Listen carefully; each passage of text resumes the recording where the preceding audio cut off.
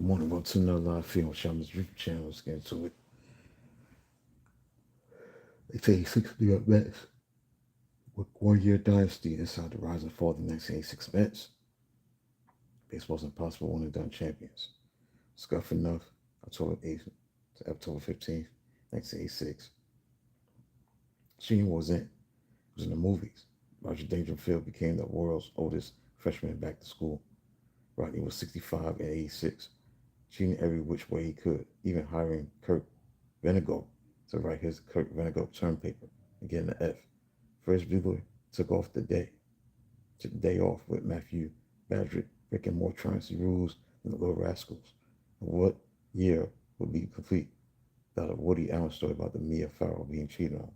This interview was by Dr. Kane with Barbara Hershey and Hannah and her sisters. The Cheating Hearts remain Woody's biggest box office hit in 2011. Ivan Volsky told the graduating class at the University of California, Berkeley in May of '86, greed is all right, by the way. I think greed is healthy. You can be greedy and feel good about yourself. Sounds like a lot like the Greed is Good speech by Michael Douglas as avarice incarnate now River Stone's Wall Street the following year. By the time the film came out, Volsky had been prosecuted by U.S. Attorney Rudy Giuliani and sentenced to 3 years for insider trading. He was on the hook for $400 million in a civil settlement. Volsky's trial would lead to bringing down junk bond king Michael Gilkin. With that, held next to the courtroom scenes of New York crime boss John Gotti, who twice went on trial in 1986 and got off both times scot-free. Mike Scott seemed to have mountains of evidence against him, but nothing happened, though accused of treating by many, including San Francisco manager Roger Craig, who thought the Houston pitcher career-altering split-finger fastball 2 years earlier. Scott was never caught scuffling foot baseball. Okay. As a villain in the New York Threats, a former Met now seen with the enemy while utilizing unfair practices.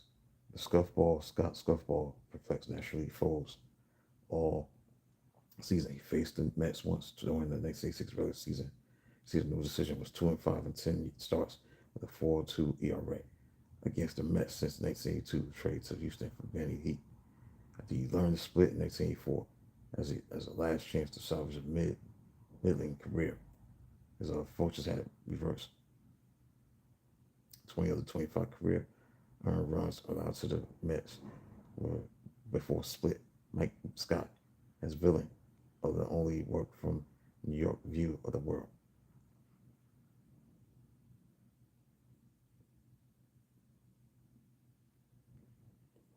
Seen from the eyes of Texas or the rest of the country, Scott was the hero, the guy who turned his career around through no-hitter to clinch division title against the Giants. The peaceful struggle they had esteemed fit to tear up the field, though they had no ex acto signs to get up the turf. No, the villain in their eyes was anyone marching around with New York on their hat. New York in the mid-1980s conjured up images of streetwalkers, junkies, vagrants, midday muggings, institutionalized urban decay, and either Charles Bronson vigilante crimson like the in the Death Wish movies. In a case of life imitating art, Bernard Harget's shot 4 will be established in the subway, away for trial in the fall of 1986. Though the city had come a long way in the past decade, to many and still represent a writhing mess of lawlessness, un-Americanized immigrants, and fast-talking swindlers. That view, anyone who with a chance to beat New York was no villain. The Mets had 100 ways to get under the skins of opponents, fans from other cities, and if it was just the starting point of annoying rituals that would soon take hold in parks all over the country. The wave the curtain called a rally cap, the quirky dugout rituals to stave off defeat, turned synchronized performance art by a team that lost only 54 games all year. The Mets were just Yankees as far as most Texans were concerned. Never mind that the Astros had just 3 native Texans on their 1986 playoff roster, or that 10 players on the Mets postseason roster hailed from California, along with 3 from Florida, the rest scattered all over the country from Georgia to Hawaii, plus Dominican shortstop Rafael Santana. There were as many New York natives on the Mets roster like Brooklyn-born Lee Mazzilli, as they were Texas at Paso's own DNA Heat. That does include manager David Johnson, who had attended high school and two colleges in Lone Star State. It's not so much where the individual came from much as it was what the Mets represented. Oh boy, four Mets recruiters in July just made them that much easier to hate. Houston was the city, one city where things did not go the next way in 1986. The Mets still set, still standing franchise markers for best record on the road during the day and that night. They dominated the NL East at a record pace and notched a mark against the West that may stand forever as well. The 26-10 record against West Coast teams. Only Philadelphia, where the Nets were 2-7, were worse out for the 86 Mets than Houston, and then the network screwed them along with the NFL. At the time, the host city in the Lower League Championship Series was determined by annual rotation, not by best record. In 1986 was the NL East's turn to host the first two and two last games of a best of seven NLCS. Mostly for the Mets, the Astrodome was already booked. Since many procrastinators picked the Astros to finish fifth or lower, plus bonus sport of the team moved to Washington, or wouldn't a football game be scheduled for the Astrodome on Sunday, same Sunday, on Game 5 of the baseball playoffs? Lead the NFL angle or push the Bears Oilers to a second Monday night game. But Major League Baseball would maybe a little network, probably from ABC, swap New York's home games before Houston's handling the Astros home field advantage. How we didn't have games 1, 2, and 6 and 7 at our ballpark is beyond me. Keep saying that there's wonder. But reminded that it had been done to appease leagues and television rights he stood. Also, television.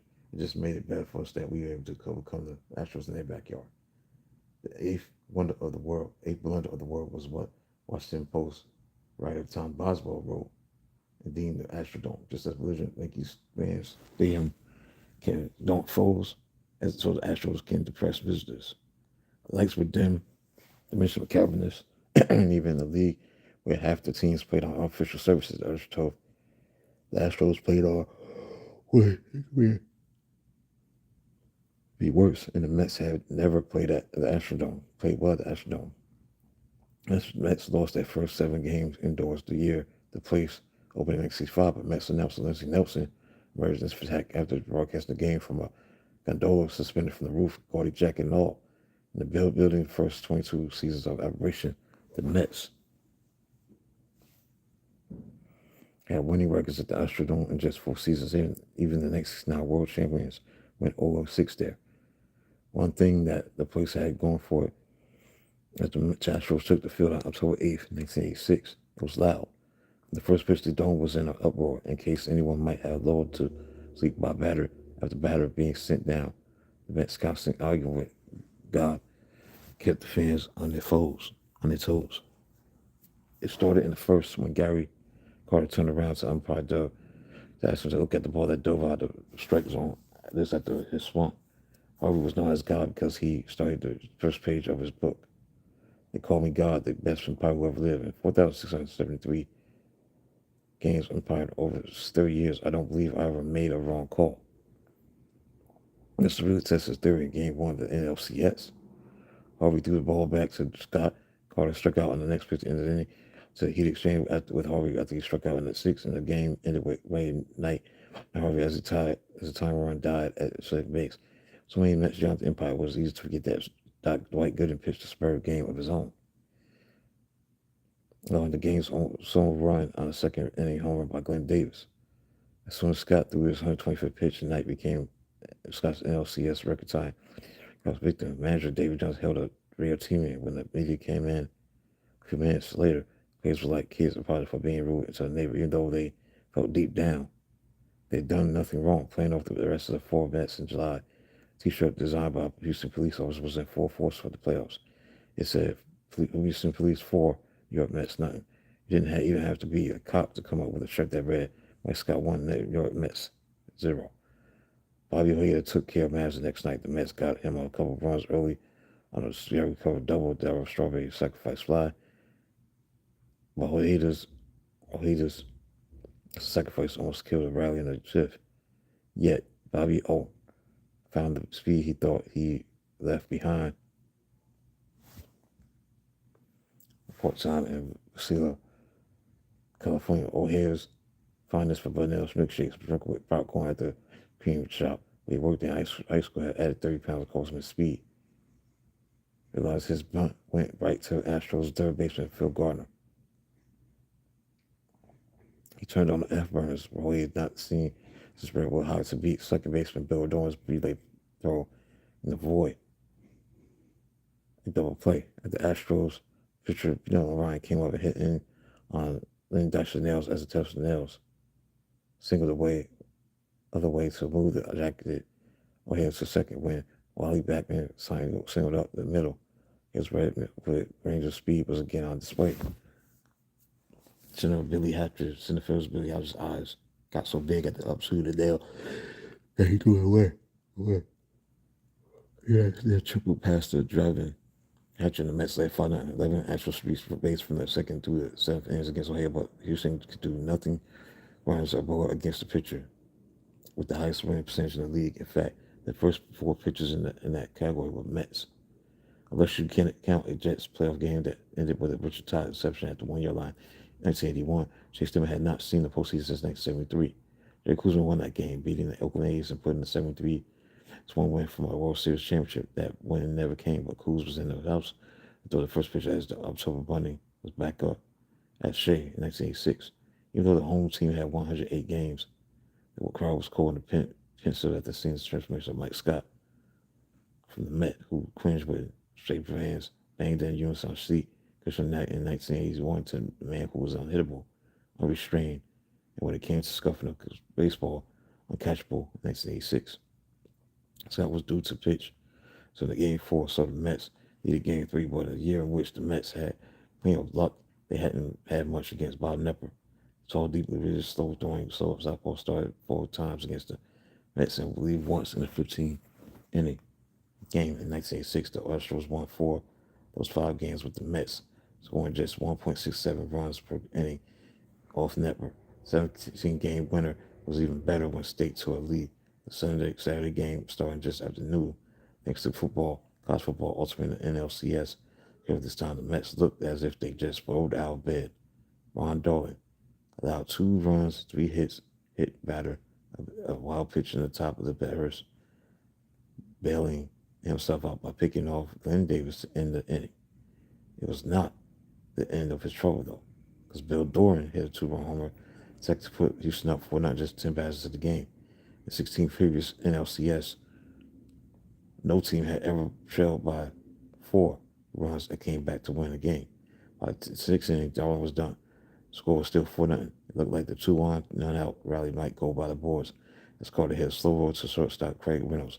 While the ball rolled on his glove, Kevin Mitchell scored and the tying run was at the plate. Strawberry crossed the next pitch over the Newsday sign and rifled to clear the bases in the scoreboard. Hitless August at home and 0 for 45 game. The zero the Blues. Birds on Strawberry was far away now. Strawberry, the hero, was summoned for a curtain call.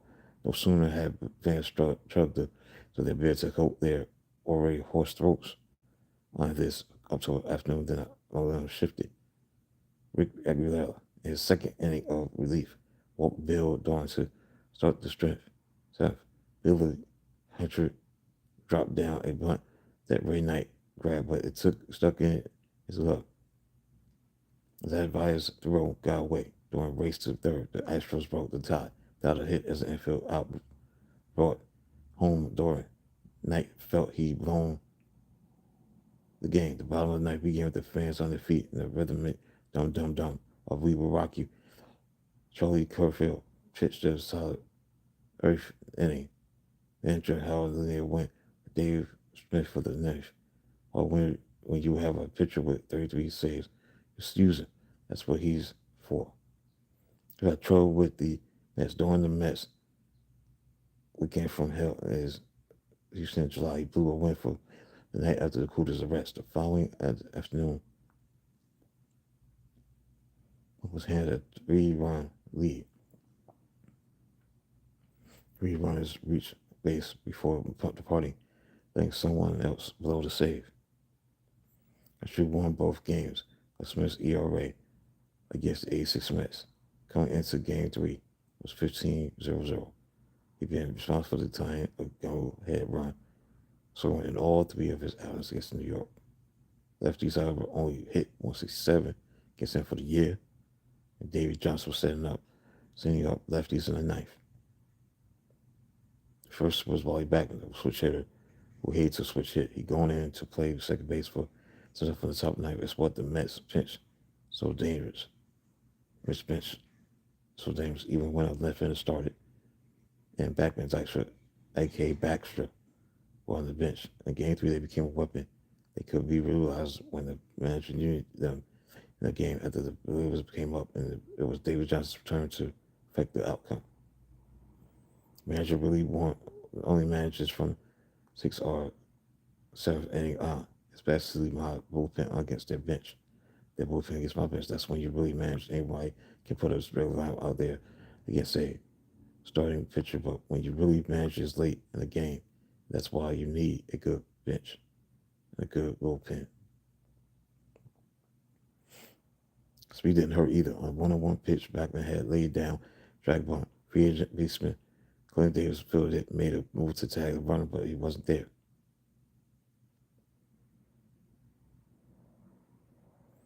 Skip around. I think Doc Schroeder had a pitch with one hand, but hit it perfectly right. Fielder Kevin Bass tracked the ball until it disappeared into the Mets bullpen. Doc Schroeder leaped around the bases while Terry hugged. It's coming from Nancy Lopez, a wife of now free of the Goldhorns. 9 home runs in 2 years. Dykstra had going deep at the most opportune time. 1.5 dozen greatest innings ever at Shea Stadium. A list that may even include the legendary 65 Beatles concert at Shea, closing with "I'm Down." Shea was anything but down. 13 opportunities without baseball. Fletcher was back with a bang and a boom.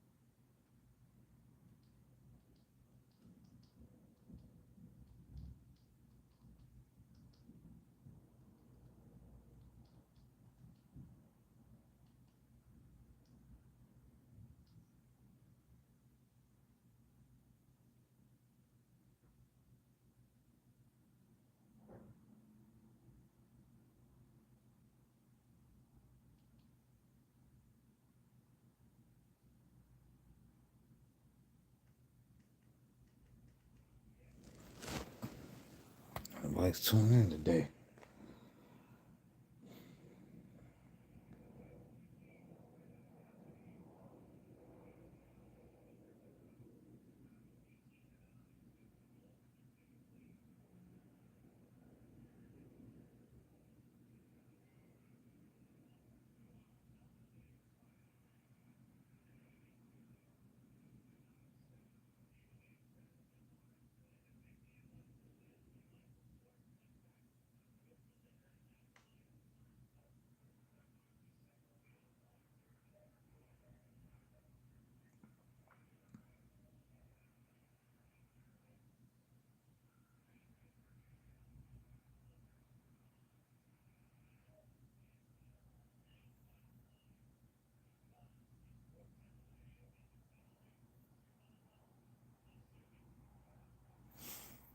Because we'll start right now.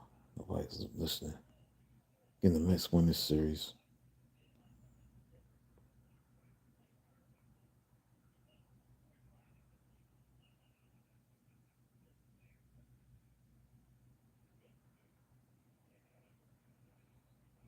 It's the World Series.